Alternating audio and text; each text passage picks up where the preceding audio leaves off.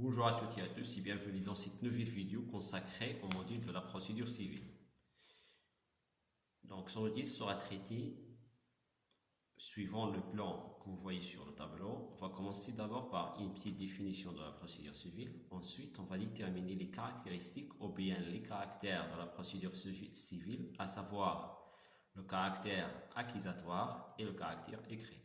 On va passer ensuite dans le petit 3 parties pour citer les parties de l'action civile, à savoir les deux parties principales de l'action civile sont le demandeur et le défendeur, et le ministère public peut aussi intervenir dans l'action civile. On passe ensuite à l'action en justice. On va donner une petite définition de l'action civile. Ensuite, on va déterminer les caractères de l'action, le caractère facultatif et le caractère libre. Et on va citer ensuite les caractères de l'exercice de l'action civile, à savoir l'intérêt, la qualité et la capacité. On passe après à la classification des actions, telles que les actions personnelles, les actions réelles, les actions immobilières, les actions mobilières, possessoires, pétitoires, etc. Et on passe aux demandes, les trois types de demandes, les demandes principales, les demandes incidentes, ensuite les demandes en intervention. Et on va terminer notre exposé par les mesures de l'instruction, les mesures d'instruction telles que l'expertise, visite des lieux, l'enquête, etc. Donc on commence par la définition de la procédure civile. Pour la définition, donc la procédure civile est une branche du droit processuel, c'est-à-dire nous avons une procédure, un ensemble d'étapes, de règles qui régissent cette procédure, qui régissent l'instant, depuis la saisine, c'est-à-dire les conditions nécessaires pour ester en justice, jusqu'à ce que la question de droit soulevée est tranchée par la prononciation d'une décision judiciaire. Maintenant, quels sont les caractères ou bien les caractéristiques de la procédure civile? Nous avons deux caractères, le caractère accusatoire et le caractère écrit. Caractère accusatoire signifiait que la juridiction tente à trancher le litige soulevé en se basant sur les éléments présentés ou bien versés par les parties de l'action civile. Concernant le caractère écrit, pourquoi il est écrit? Pourquoi la procédure civile est écrite? Parce que tous les actes produits soit par les parties demandeurs, défendeurs, ou bien par la juridiction, ou bien par les auxiliaires de la justice, tels que les avocats par exemple, le notaire, ils doivent être écrites. Même l'enquête qui se base sur l'audition se termine par la rédaction d'un procès verbal. On passe dans la troisième partie, aux parties de l'action civile. Nous avons donc en général deux parties, le demandeur et le défendeur. Pour le demandeur, c'est la personne qui prétend à un droit en saisissant la justice. Et il demande à la juridiction d'examiner le bien fondé de sa prétention. Pour le défendeur, c'est la personne contre laquelle une action est intentée. Le ministère public peut intervenir dans l'action civile, soit comme partie principale ou bien comme partie jointe. Partie principale, dans ce cas, il est obligé d'assister aux audiences. Il est obligé d'assister à toutes les audiences et les décisions rendues en violation de cette formalité s'exposent à l'annulation. Donc, dans ce cas, le ministère public doit être assisté aux audiences. Dans le deuxième cas, l'intervention du ministère public peut être comme partie jointe. On distingue deux cas. Il peut être soit obligatoire ou facultatif. Facultatif, dans ce cas, le ministère public peut prendre connaissance de toutes les causes et demander à intervenir dans certains d'entre elles, s'il estime que son intervention est nécessaire. Sinon, son intervention est facultative. Dans ce cas, il n'est pas obligatoire. On passe maintenant à l'action en justice. L'action civile commence par une petite définition. Donc l'action civile, c'est le droit pour l'auteur, c'est-à-dire le demandeur d'une prétention d'être entendu sur le fond de celle-ci, afin que le juge la dise bien ou mal fondée.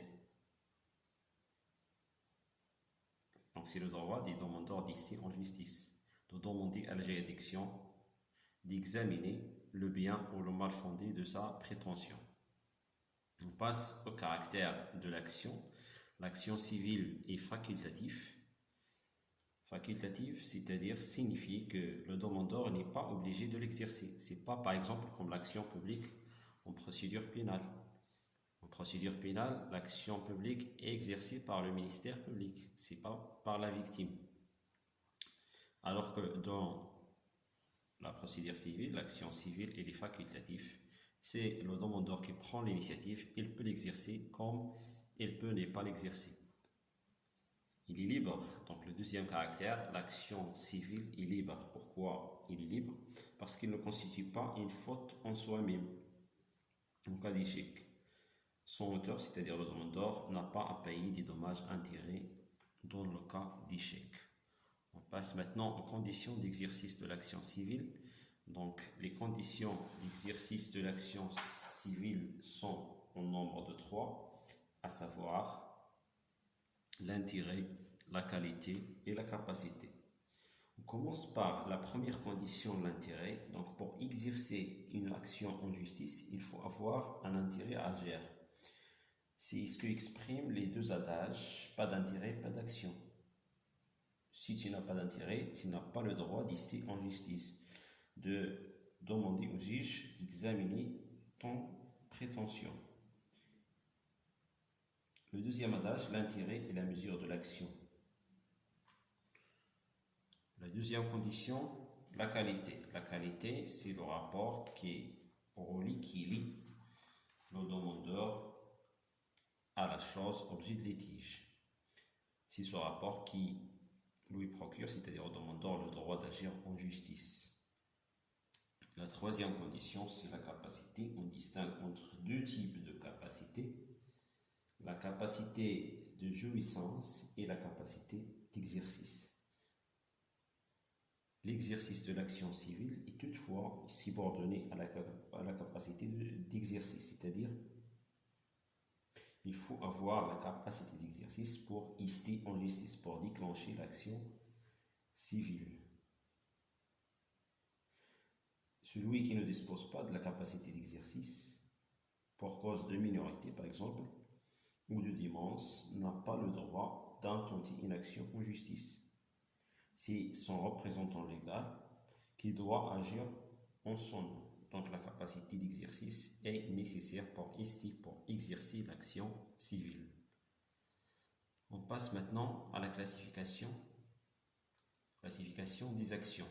Pour la classification des actions, donc nous avons plusieurs types d'actions. Les actions personnelles, les actions réelles, les actions mixtes et une action édite personnelle lorsque le demandeur revendique une créance par exemple, c'est-à-dire l'action concerne un droit personnel. L'action édite réelle lorsqu'il concerne un droit réel. Exemple d'une action réelle, revendiquer le droit de propriété d'un bien. C'est une action réelle. Troisième type d'action, c'est les actions mixtes, c'est-à-dire il est à la fois personnel et réel, c'est-à-dire il concerne à la fois un droit réel et un droit personnel. Autre classification des actions mobilières, les actions immobilières. Pour cette classification, on dit que l'action immobilière, lorsqu'il concerne un droit mobilier. et l'action immobilière lorsqu'il concerne un droit immobilier. D'autres classifications,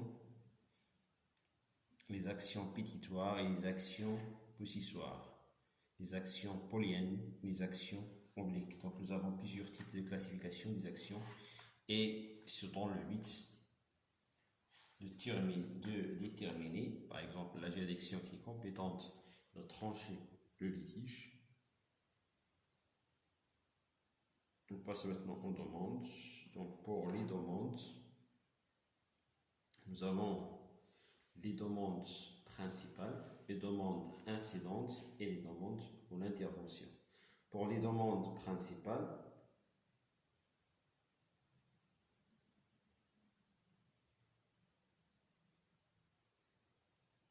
c'est la demande principale, c'est la demande initiale. Peut être présenté en vertu de deux modalités de saisine.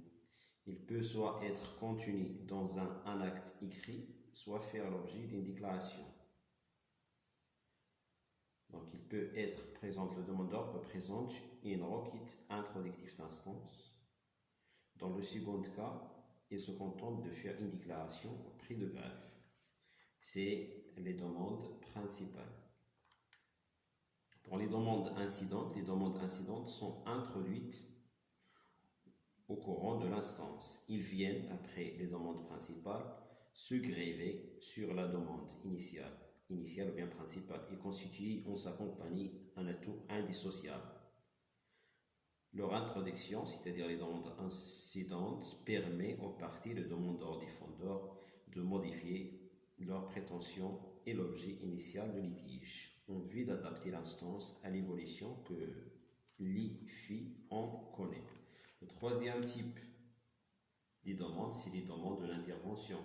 Les demandes de l'intervention sont des demandes incidentes émanant d'un tiers, c'est-à-dire d'une autre personne autre que le demandeur et le défendeur. C'est un tiers qui désire intervenir dans un litige. Dans ce cas, la demande en intervention est dite volontaire parce que c'est le tiers qui veut intervenir dans l'instance ou bien dans l'action civile. Alors que c'est-à-dire la demande est présentée contre un tiers afin de l'impliquer dans le litige, dans ce cas, la demande en intervention est dite forcée. Parce que c'est une demande, c'est une intervention qui est involontaire. On passe au dernier chapitre de cet exposé, les mesures d'instruction. Pour les mesures d'instruction, ils sont les moyens auxquels pour recueillir les juridictions de fonds d'office ou bien à la demande de l'une des parties demandeurs ou défendeur. Le but, c'est de tirer des conclusions qui permettent à la juridiction de fonds de constituer une idée claire à propos d'une affaire. Ces mesures d'instruction sont l'expertise. Deuxième mesure, la visite des lieux par le juge, l'enquête, les mesures relatives à la preuve écrite et le serment judiciaire. Commençons par l'expertise. Donc, la juridiction fait appel à une personne de l'art. La mission de l'expert consiste souvent en déduction d'un résultat inconnu pour un événement connu. L'expert est désigné par le juge rapporteur ou par la juridiction du jugement, statuant ou en chambre de conseil. Cette désignation est effectuée d'office ou à la demande de l'une des parties. Deuxième mesure d'instruction, la visite des lieux. La visite des lieux est une mesure qui permet au juge, pour les besoins de l'instruction, de se transporter sur les lieux ayant abrité le litige afin de constater par lui-même l'existence ou l'absence d'un fait. Troisième mesure d'instruction, l'enquête. L'enquête est une mesure d'instruction qui permet au juge d'entendre les témoins et les parties de litige. Quatrième mesure de l'instruction, les mesures relatives à la preuve écrite. Donc, les justiciables peuvent prouver la véracité de leurs prétentions en produisant des actes écrits. Toutefois, il faut distinguer entre les actes qui sont authentiques et les actes qui sont sous signe privé. Les actes authentiques sont ceux établis par les soins d'un notaire et les actes sous signe privé sont ceux établis par les intéressés, c'est-à-dire les parties de l'action de litige ou de l'action civile, le demandeur et le défendeur. Et enfin, la dernière mesure d'instruction, c'est le serment judiciaire. Nous avons deux types de serments judiciaires, le serment décisoire et le serment supplétoire. Je vous laisse à une autre vidéo, Inch'Allah, qui porte sur la procédure pénale. Bon courage à toutes et à tous.